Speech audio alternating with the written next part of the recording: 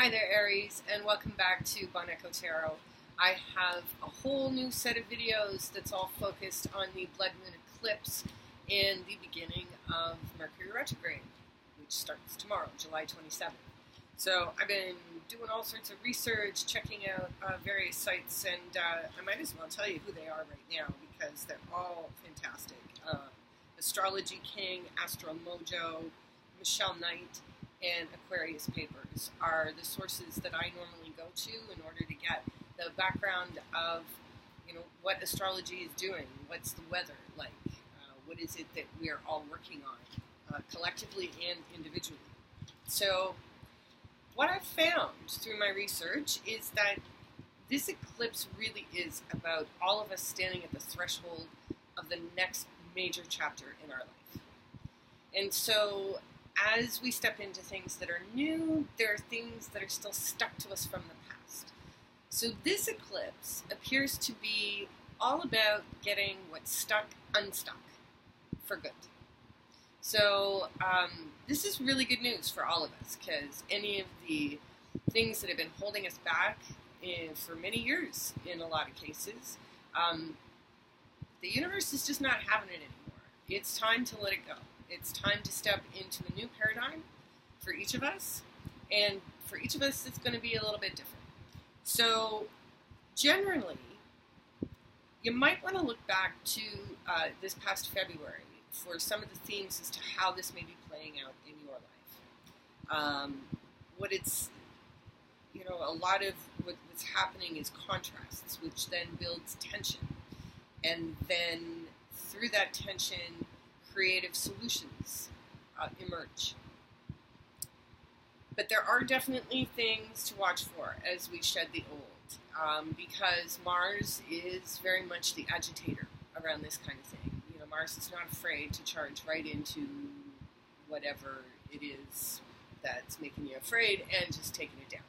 So Mars is supporting that for us in a lot of ways.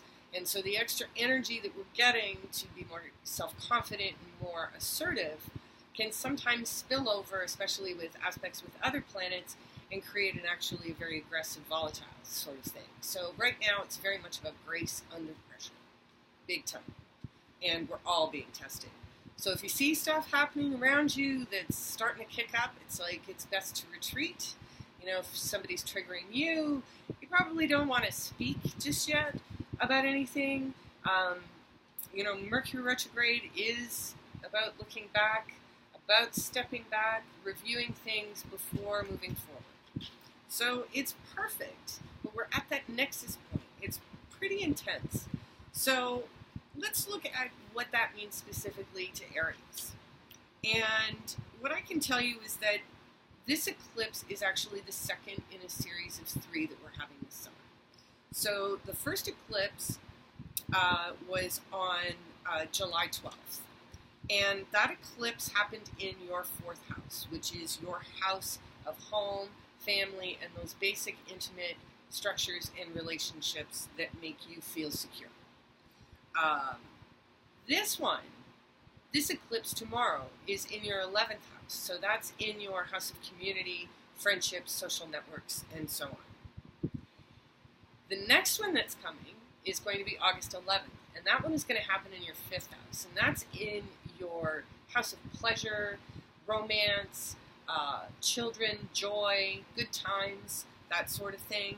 So we're definitely moving to a brighter time generally overall, but this is likely to be a fairly shocking and maybe at times very dark feeling kind of eclipse. But ultimately, we're moving into a better place. So, Mercury Retrograde, ironically enough, is in your 5th house, which is where that last eclipse is going to be. So, the kinds of things that Mercury Retrograde in the 5th house can facilitate is the revitalization of old business plans. And as with many things Mercury Retrograde, we get returns or reunions with people from the past. But because this is the 5th house and it's usually associated with romance, this is about past lovers. So you could have, that could create some tension. Other planetary notes here are that Mars is actually in a position that gives you great confidence. And it's actually in a place that's making you very attractive to others. So you should definitely capitalize on this. And this is what it's all about for you, because there's something happening in your community, in how you fit in your community now, and then it's going to be coming into your role in a relationship once you finish this Mercury retrograde period. Venus itself is actually trine Pluto. So for everybody, including you, this is about transforming relationships and how we are in relationships. So there could be some really intense moments that are intended to produce some growth in terms of your thinking, in terms of the thinking of your partner. So you may have some challenges, and like I said, with all that Mars energy running around, make sure that you're not getting too aggressive, or use it to be assertive, and make sure that you're keeping it in that space, because it'll be all too easy to lose it on people that you love, and that's probably not where you want to go, or maybe you do. So I'm going to do 2 different spreads. The first spread is going to be a full Celtic cross on the eclipse, because this seems to be the peak moment and everybody's talking about it. It's pretty intense stuff. So I'm going to do a Celtic cross for the eclipse for you, and then for Mercury retrograde I'm just going to do a simple 3-card spread, because I'm sure there'll be lots of opportunity to talk about that over the coming weeks. So let's see what Aries can expect from the eclipse on July 27th, tomorrow, with the energies that are coming in. What is Aries likely to expect?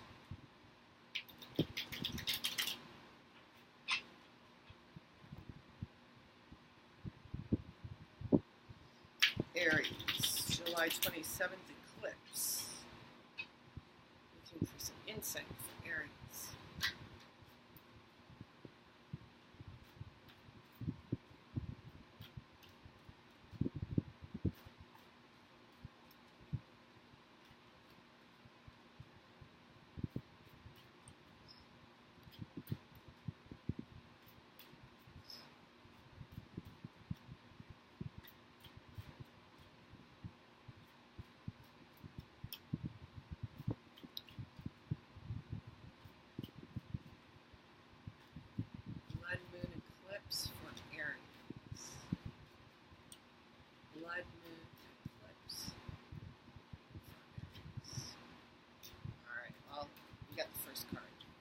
The Ace of Cups. So there's definitely relationship type stuff happening. So that's your first card.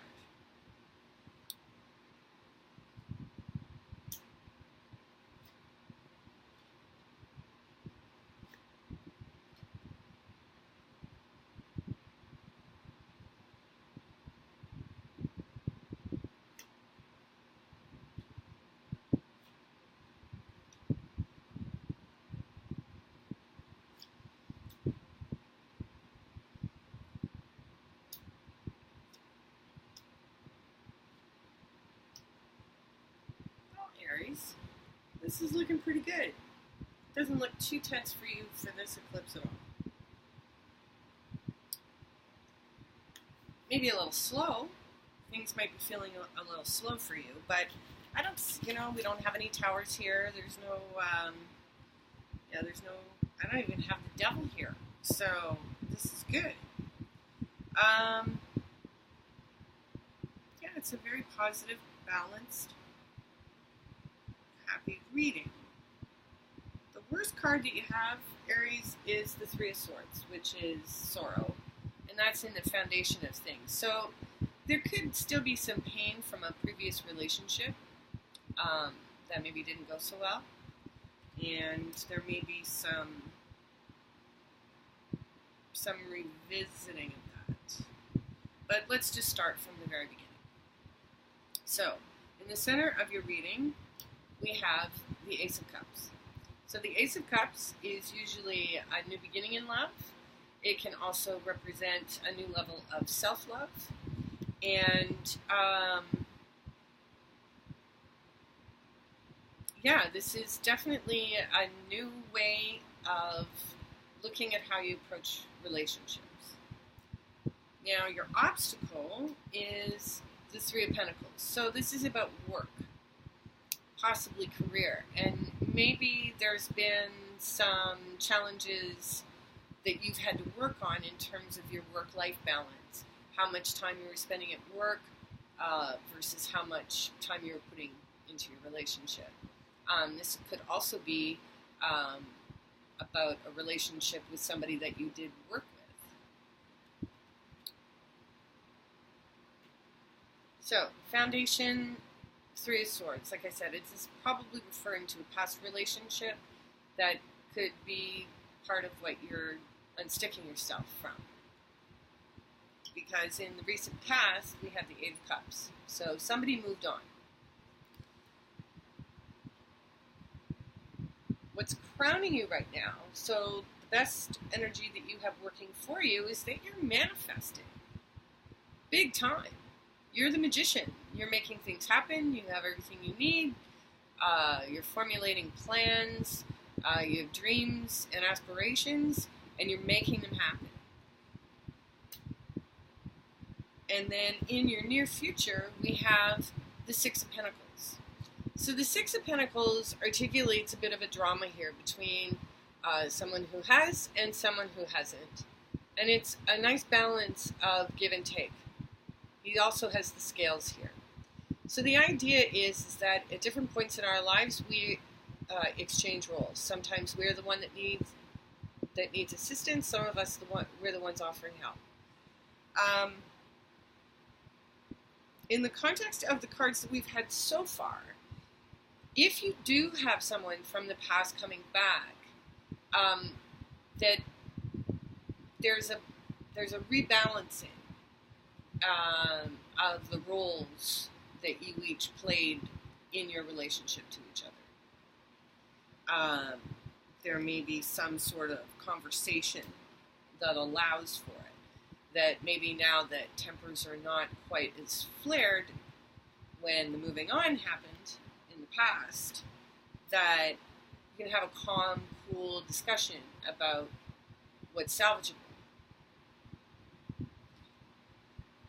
In the position of you have the World. So this suggests that either, again, it's all about this completing cycles, things that have come to an end, coming to peace with things that have come to an end. Because in your environment, you have the Two of Cups, which is a loving relationship in the best sense of the word. So whether this is a reunion between you and someone else, or whether there's something new on the horizon, or whether you're just generally surrounded by people who are expressing their love in a healthier way, this is good.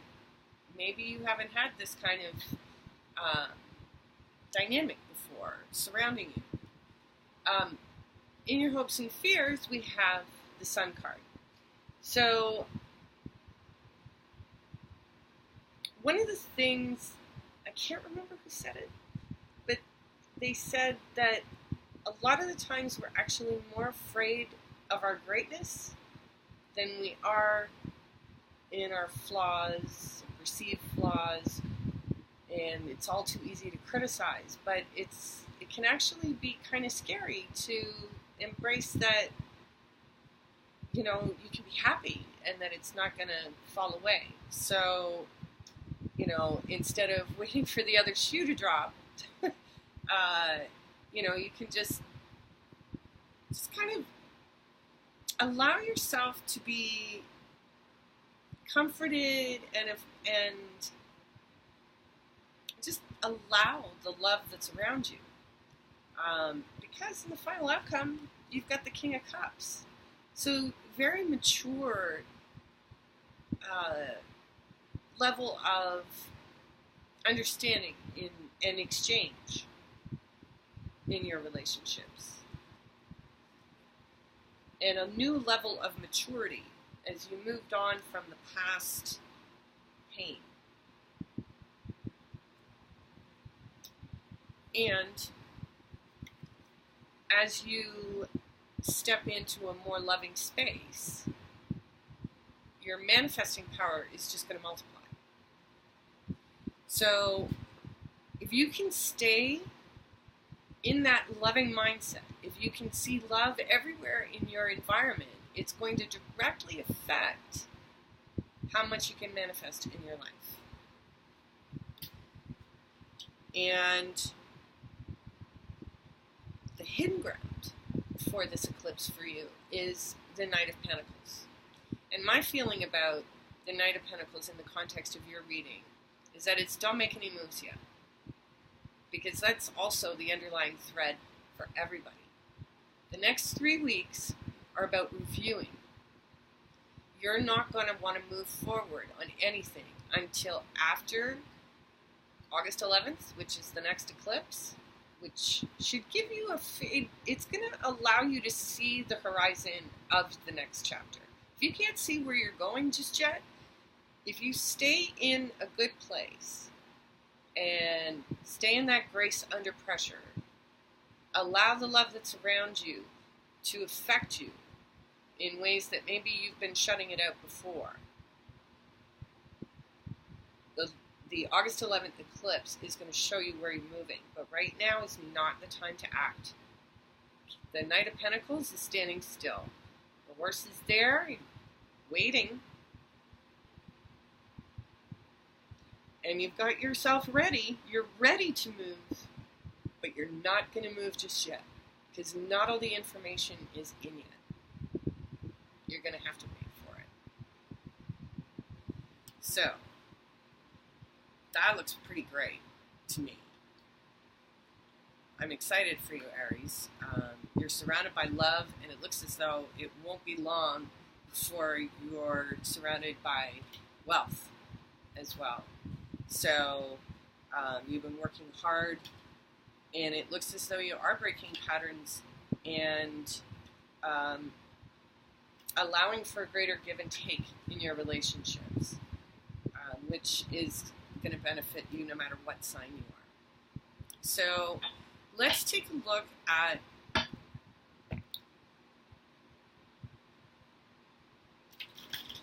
overview, 3 cards on Mercury Retrograde. Let's see if we can get some more insight. First card is going to be what's under review. The second card will be the best advice for integrating the changes. And the third card will be a glimpse of what's coming. And what you can set your sights on for at least August 11th.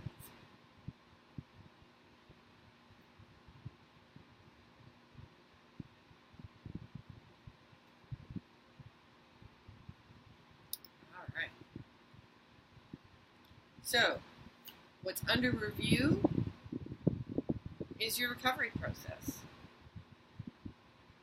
So, you may have had situations really like take you out of the knees. You know, you just felt like you were making progress, and it's like needle taken off a record player. Oh my goodness. Best advice for processing changes? I don't know. Because it's Aries, I'm going to say that you may have to tie yourself down in some circumstances. You may get triggered by something through the course of this Mercury retrograde, that there may be a situation, set of circumstances that you're just going to want to completely go off on. And you can't. Not yet. Not until after the 17th. 17th is when Mercury goes direct. Glimpse of what's coming. The Wheel of Fortune. Change. That's all you get. No, I'm gonna pull a clarifying card on that for you to give you a little bit more insight. may have to rein in that that Aries go get 'em kind of thing. It's really funny. The advice is the Eight of Swords. Tie yourself down.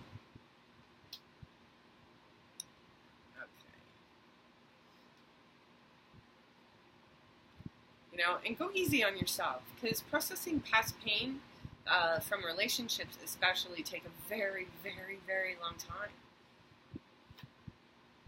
Oh my goodness.